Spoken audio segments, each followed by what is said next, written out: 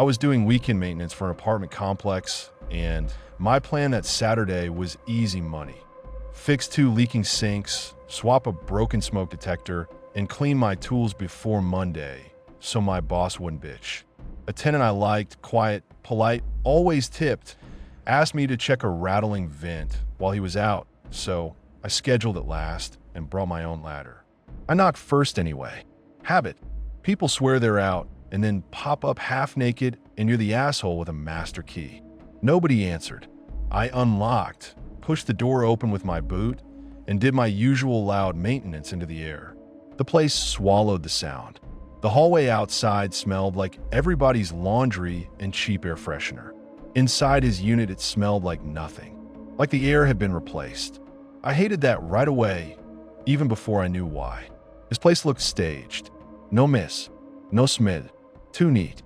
I pulled the vent cover and found a phone wedged inside, screen facing the room like a cheap spy cam. I froze on the ladder with the vent in my hand and stared at it until my throat went dry. It wasn't up there by accident. Someone had taped it in and packed foam around it so it wouldn't rattle. It was angled right at the couch and the little table by the armrest, not at the front door. That detail killed any, maybe he's worried about a break-in story before it even formed. You don't aim at where a burglar comes in. You aim at where a person lets their guard down. I didn't touch it with my bare hands. I used a rag, killed the Wi-Fi router, and kept looking because my stomach told me not to stop. The router was on a TV stand with cords bundled into little loops like he'd measured them. When I yanked the plug, the phone buzzed once through the rag, sharp like a warning.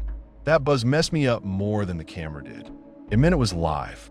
It meant someone could be watching that feed freeze right now, and they'd know exactly when it happened. I climbed down slow, like fast movement would set off an alarm in the walls. I stood there with the rag in my fist, breathing through my nose like I was trying not to gag. I set the vent cover on the table and scanned the room. The counter had one sponge laid flat and dry, like it was part of the decor. No mail, no shoes by the door, no jacket on a chair. The trash can had a fresh liner with nothing in it. It didn't feel clean. It felt wiped. I put on gloves anyway, not because I'm CSI, but because I didn't want his weird shit on my skin. I opened every kitchen drawer. Empty.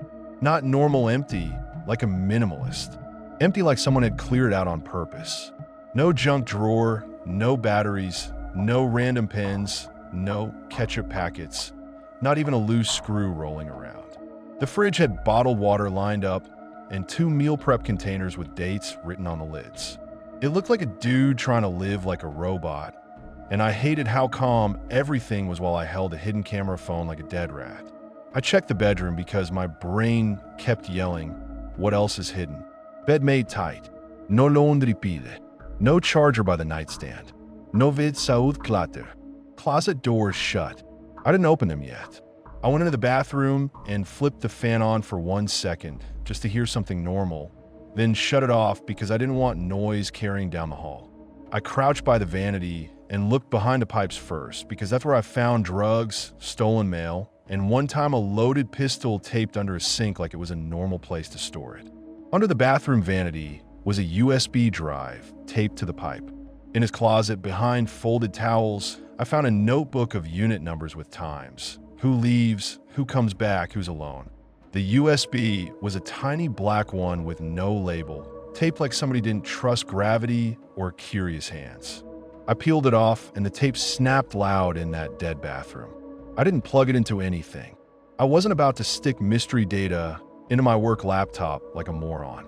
I slid into a zip bag from my screws bin and held it in my palm like it could burn through plastic. Then I opened the closet and my shoulders locked. Everything was folded in stacks like he was packing to leave at any second.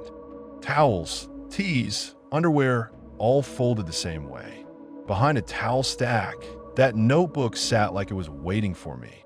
Spiral bound, cheap paper, steady handwriting. Not scribbles, not to do. Unit numbers and timestamps. Little notes, alone, night shift, gym, boyfriend gone, returns late. The pages were filled like somebody had been doing it every day, The way I track work orders when I'm trying not to forget who screams at me for what. My first thought was my supervisor. Not the cops, not the leasing office. My supervisor, because that's how trained you get in this job. You don't make waves. You don't create paperwork the owners might have to answer for. You keep your head down, you fix the pipe, you go home. But the notebook had my building in it. Not my unit number, thank God, but my floor. And then I remembered the tenant asked me to check a vent while he was out. He didn't need to track me. He needed me. I was the key that fits every door. I started taking pictures of every page with my work phone. My hand shook so bad I had to brace my elbows on the shelf. I told myself I needed proof because I already knew what would happen if I didn't. People would say I misunderstood. People would say it's not my business. People would call it drama. I've watched tenants beg about mold and get told it's humidity. I've watched the office nod and then do nothing. So I snapped photos until my storage warning popped up and my thumb cramped. The ragged phone on the table buzzed again, like it was getting notifications now that the Wi-Fi was dead. I pictured him somewhere watching the signal drop. I plugged the router back in fast, like I could undo the last 10 minutes. The little lights came back on. The buzzing stopped. My heart didn't. I texted my supervisor. He told me, basically, to ignore it and don't create drama. I didn't call him because I didn't want my voice on anything if there was audio. I stepped into the hallway and shut the unit door behind me, then leaned on the wall like my legs were done. I texted, found hidden phone in vent recording living room, found USB taped under sink, found notebook tracking tenants by unit and time. What do you want me to do? I attached one photo because he always needs proof. I tried calling him anyway, just once, stepping into the stairwell where the cameras don't cover. He picked up and sighed like I'd interrupted a nap. I said I found a hidden camera. He said, put it back. I told him this could get someone hurt. He said, and you want to be the guy who found it? You want lawyers calling? You want the owner blaming us? Then he hung up on me. That little click in my ear made me shake harder than the vent phone did. He replied fast after that, like texting was safer for him. Stop. Put it back. Don't touch anything else. Don't create drama. Then he added the laziest excuse. Maybe the guy is trying to catch thieves. Like that made any of it okay. I typed back that this was creepy as fuck. He hit me with the line he uses whenever he wants to wash his hands. We're not cops. If you start shit, it's on you. Owners hate headaches. I could feel my job sliding around under my feet while I stood there outside the door, the AC in the hallway kicking on and off like nothing. So I did the most cowardly middle thing. I went back in and put everything back. I taped the USB onto the pipe exactly where it had been and pressed the tape down with 2 fingers until it looked undisturbed. I slid the notebook behind the towels and folded the towel edge the same way it had been. I climbed the ladder and shoved the phone into the duct again, wedged the foam in, angled it right at the couch, then screwed the vent cover back on. Every screw felt like I was sealing a lid. I wiped my ladder rungs with a rag like that would erase the fact I'd been there. I checked the front door twice before I left because my brain kept screaming that if he had one camera, he had another. I walked out into the hall and tried to breathe like a normal person. A neighbor smiled at me, and I almost snapped at her to go stay somewhere else. I didn't. I just nodded like an idiot and kept rolling my card. In the elevator mirror, I looked pale, sweaty like I'd run. A mom and kid got in with me, and I stared at the floor numbers like they were names on that notebook. I hated myself for looking at people that way, like schedule entries. When the doors opened at the lobby, I pushed my cart out to my truck and sat behind the wheel without starting it. Driving away felt like agreeing to it. My supervisor texted again, like he needed to make sure I'd learned my place. Don't mention it to anyone. Don't write it up. Finish your work. I almost threw my phone. Instead, I drove home with the radio off and kept checking my rear view for a car that wasn't there. At home, I didn't tell my girlfriend. I didn't want to sound crazy, and I didn't want her looking at our ceiling the way I was about to. I sat on the couch and scrolled through the photos I'd taken, zooming in on unit numbers, and times like if I stared hard enough, I'd find a harmless explanation hiding in the ink. I didn't. I kept thinking about the vent like a throat above that couch. swallowing everything people do when they think nobody's watching. That night, I got a photo from an unknown number. It was me in his apartment, on my ladder, taken from inside the vent. The caption said, "Don't lie. I'll let you in."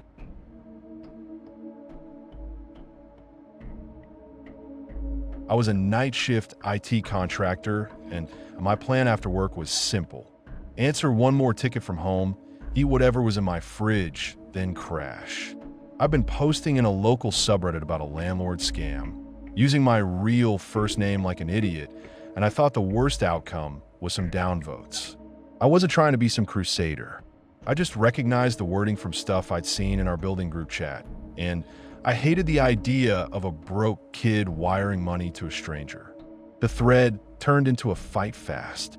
People demanded more details, pushed the neighborhood, called me a liar, told me to prove it. I snapped back and typed faster than I could think. I got home with that wired-tired feeling where your hands still want a keyboard. I kicked off my shoes, dropped my bag, closed one last ticket on my laptop, then kept scrolling my post on my phone like I was on the clock for strangers. The first thing was pizza. My phone buzzed with a delivery update I didn't recognize.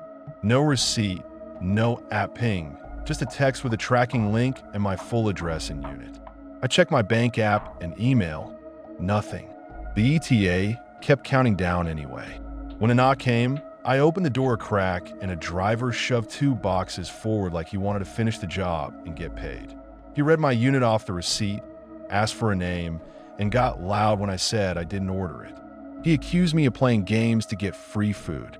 I showed him my empty transactions, and he still looked at me like I was the scam. He stomped off cursing, and I stood there holding my door shut with both hands like it might swing open by itself. 10 minutes later, another pizza. Different place. Same address. That's when the haha died. Somebody wasn't guessing. Somebody was using my info like a toy, sending strangers to my door, so I'd start flinching at every sound in the hall. I called the second place and begged them to cancel it, and the kid on the phone told me they'd already sent it and couldn't stop the driver. I sat on my kitchen floor because my legs stopped working right. Then a rideshare pulled up. Headlights cut through my blinds. The app pinged. "Your driver is here." I hadn't requested anything. The driver texted like customer service, saying he was outside and asking if I was coming down. I canceled, reported blocked. The car just sat there with the engine running. I watched the glow of his phone on his face through a slit in the blinds and waited for him to get out. When he finally left, he crawled out of the lot slow, like he wanted me to watch the taillights. I did the smart stuff because that's what I do when something smells off. I changed passwords, turned on every 2-factor option, scrubbed old posts that mentioned landmarks near my building. It didn't unclench my chest because the point wasn't my accounts. The point was someone touching my life from a distance and watching me react. At 1:13 a.m., my phone lit up, private number. I answered because my brain wanted control back. All I got was breathing close to the mic. Then a man said my full address like he was reading a menu. I hung up. He called back and said my mom's name. Not your mom. Her actual name.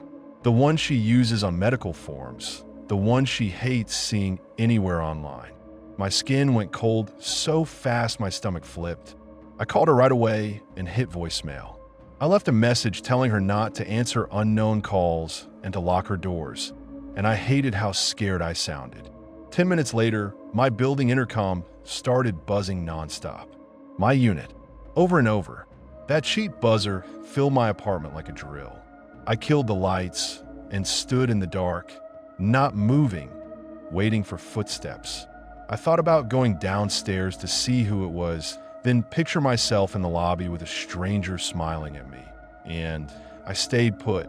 I yanked the intercom cord out of the wall, and it still buzzed like the building itself was laughing at me. It stopped for a second, then started again harder like someone was leaning on the button just to hear me panic. Then sirens. Not one. A lot. They didn't pass by. They stacked outside. I heard boots hit the stairs and a fist slam my door hard enough to rattle the frame. Police! Open the door. Hands up. I yanked on sweatpants with shaking hands and cracked the door with my palms up. Flashlights hit my face. Guns pointed in. A cop grabbed my arm, twisted it behind me, and cuffed me before I could even finish saying I was alone. They kept shouting commands while I tried not to fall over. They dragged me into the hall and shoved me down the stairs barefoot. Neighbors poured out with phones up, filming like I was their nightly entertainment. The guy across the hall didn't even hide it. He stepped closer and held his phone up like I was a celebrity. Someone downstairs shouted my unit number like they were helping. I felt my whole face burn. I heard it from 2 cops in a row like they were reading a script. A hostage call came from my number. Dispatch heard screaming. They said my phone called it in. I kept repeating that I didn't call, that my number was being spoofed, that someone was targeting me. It sounded like excuses even to me. They sat me on the curb half naked while they stomped through my place anyway. I watched my front door hang open while strangers moved through my stuff. Their flashlights washed my walls. I heard drawers slide, closet doors thump, my kitchen cabinet bang. I kept thinking if the goal was to make me feel unsafe in my own home, congratulations. One cop kept asking where the weapon was. Another kept asking who I was holding. I didn't have an answer because the truth sounded insane. I kept staring at the building entrance, waiting for someone to walk out smirking, waiting to finally see a face. Nobody did. They cleared my apartment and found nothing but my laptop on the table and my laundry pile. When they came back out empty-handed, the mood flipped to annoyed, like I'd wasted their night by existing. When they uncuffed me, nobody apologized. The cop told me to be careful online, like I'd slipped on ice. I asked if they could trace the call. He shrugged and looked past me. I walked back upstairs, and every door I passed clicked shut. People didn't even pretend not to stare. Inside my apartment, the air felt wrong, like it had been searched and judged. I tried to sleep. I couldn't even bring myself to open the fridge. I sat on the floor with my phone in my hand, cycling through settings like there was a switch for stop being hunted. I turned on silent mode, then realized silence meant I'd miss the next knock. I turned it off. My body kept jolting every time the building made a normal sound. I kept hearing the intercom in my head. I kept replaying him saying my mom's name over and over. Morning didn't fix anything. It made it worse. My face and address were pinned online under the title, "Make him disappear." Someone had posted a clip of me in cuffs, bare feet on the stairs, hands behind my back, and wrote like I was a threat that needed handling. My unit number sat right there like an invitation. Replies joked about pulling up. Others asked what time I got home from work. My inbox filled with DMs, some dumb threats, some calm ones that hit harder. One message had a daylight photo of my building taken from across the street, like a tourist shot, and the caption was just my first name. I reported it. I emailed. I begged mods. Most of it came back as canned replies, like I was complaining about spam instead of a crowd pointing at my front door. I called the police again and got told to document everything. Document. Like collecting screenshots would stop a door from getting kicked in. My job called because my name got dragged into it, and I had to explain, stammering, that I'd been swatted. HR asked if I was safe to have on site. My landlord acted like I'd brought this on the building and threatened to charge me for the disturbance. I lost it on him, and he hung up on me. I moved that week. I didn't plan it. I ran. I packed fast, ditched half my stuff, and took the first place I could afford. I changed my number, deleted accounts, and told my mom to ignore private calls. She went quiet in a way that made me feel 10 years old. I slept on a mattress on the floor with my shoes by the bed, like I was about to bolt. 2 days in, a delivery notification popped up on my new number that I didn't authorize. Then a rideshare arrival. Same pattern, different address. I didn't answer the door. I didn't look out the window. I just sat there listening for sirens. It didn't end. New numbers found me. New accounts messaged me. Short lines. No jokes, no emojis. Just reminders that this wasn't about the landlord scam or the subreddit fight. It was about making me feel reachable forever. The messages followed anyway.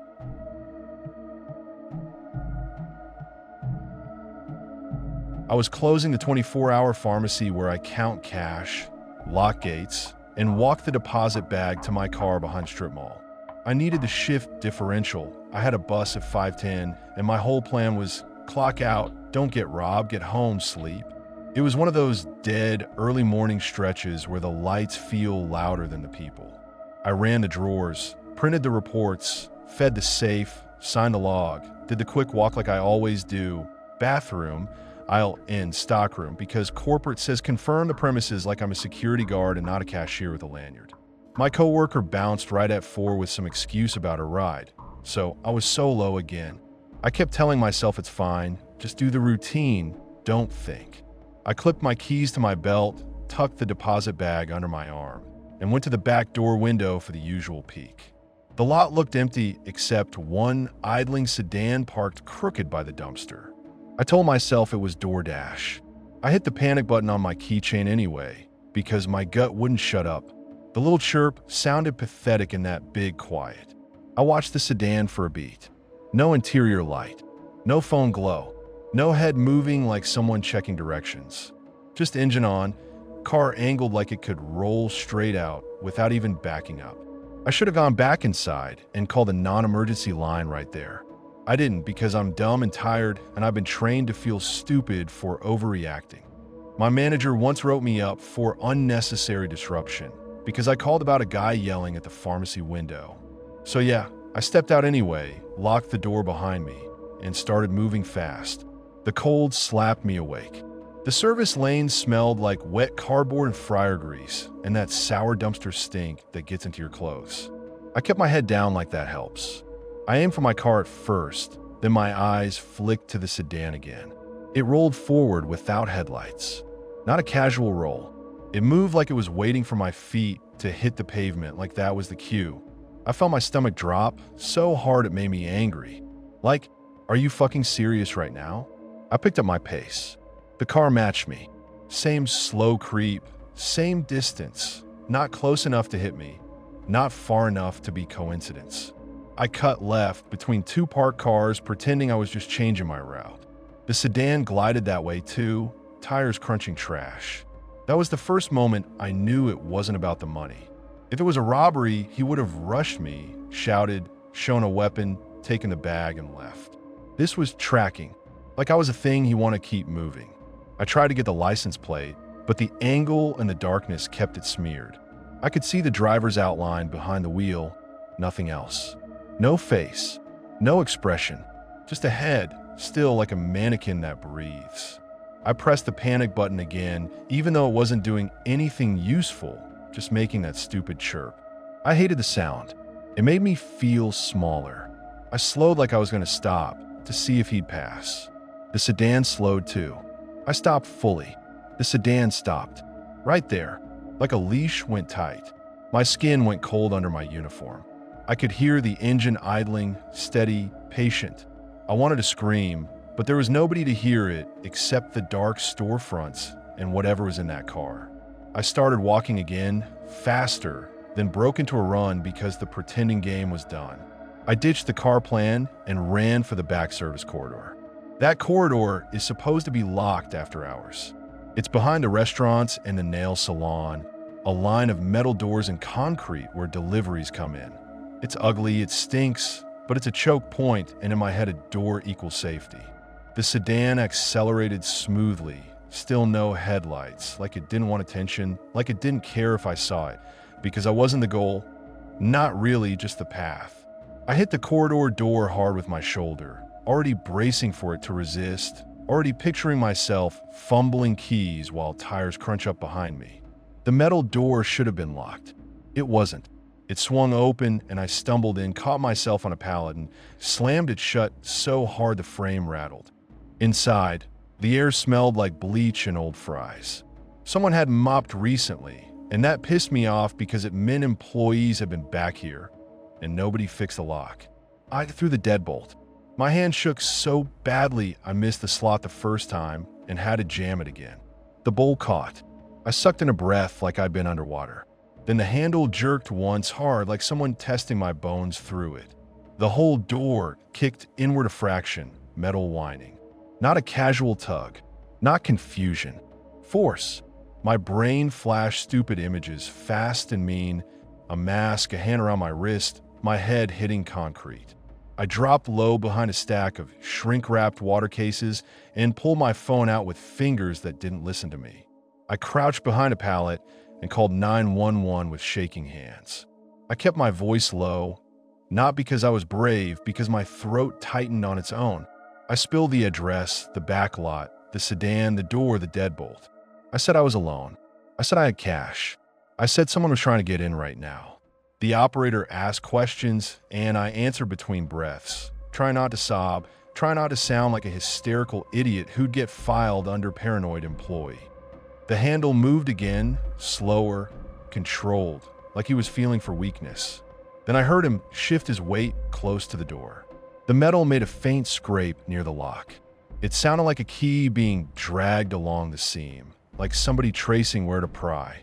I clamped my free hand over my mouth so I wouldn't make noise. My knee bumped the pallet wrap and it crackled, loud as hell in that narrow corridor. The scraping stopped.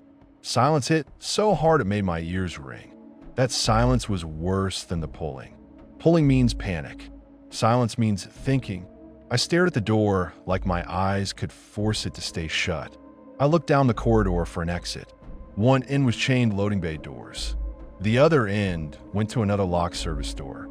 I was in a concrete tube with a bolt and a phone. The operator told me units were coming. I kept listening for footsteps. I heard them move away, then a soft click outside like a car fob or a door latch. My brain tried to guess. Did he leave? Did he reposition? Did he circle to the other end? My mouth tasted like bleach and fear sweat. I texted my manager without thinking, because that's what the job does to you. Someone followed me. I'm on with 911. He read it. No reply. Of course. Minutes dragged. My legs cramped from crouching. My wrist hurt from squeezing the phone. I kept picturing the door giving, the bolt tearing out of the frame because it's cheap hardware and cheap metal on a cheap strip mall that doesn't give a shit. Then I heard sirens, faint then closer. The operator said they were on scene. I stayed down until I heard voices and radios through the corridor. Somebody banged on the door. I flinched so hard my shoulder hit the pallet. A voice on the other side said police. I didn't answer right away because my trust was gone. I asked the operator if it was them. She said yes. I crawled to the door, stayed to the side, and shouted back that I was inside and the bolt was thrown. A second later, I heard another door clank open somewhere down the corridor, footsteps coming fast from behind me, and an officer in uniform rounded the corner like he'd sprinted. The sight of that uniform dumped all my adrenaline at once, and my hands started shaking even worse. I stood up too fast and got dizzy. He told me to stay put. Then two more officers moved past, heading for the back lot. I blurted everything out in fragments. Sedan by dumpster, no headlights, matched my pace, tried the door. I said the corridor door was unlocked when it should have been locked. I watched one officer's face tighten at that, like that detail wasn't new to him and he hated it anyway. They asked if I saw the driver's face. I said no. They asked if he spoke. I said no. That was the creepiest part. No yelling, no threats, no give me the money. Just a car and a door and patience. One officer walked me toward the front entrance instead of back through the lot. He kept between me and the dark like I was something fragile. I hated that feeling, like I'd been reduced to a problem to escort. We reached the front and I sat on the curb because my legs didn't feel real. My bus time came and went in my head like some stupid reminder that life keeps rolling even when you're in survival mode. The officer stayed nearby, scanning the lot. Another went inside to check cameras. My phone buzzed with a notification from my bank app about my own account being overdrawn, which felt like the universe spitting on me. A few minutes later, an officer came back and said they'd found a sedan that matched a couple blocks away and were stopping it. My stomach flipped again. I didn't feel relief. I felt dread, like the story was about to become permanent. I sat there gripping that deposit bag because I still couldn't let go of policy, and that made me furious. I started ranting about the lock, about how we've reported it, about how management tells us to be mindful like mindfulness stops a bolt cutter. The officer didn't argue. He just nodded like he'd heard it before, like he believed me, like he was tired of the same preventable shit. Then they came back. One of them walked up with that flat professional face that means they've seen the inside of the car. He didn't try to soften it for me. He told me straight what they found, like he wanted it to hit hard, so I'd stop doubting myself. When cops pulled him over 2 blocks away, he had zip ties, a ski mask, and a printed photo of the store schedule with my name circled.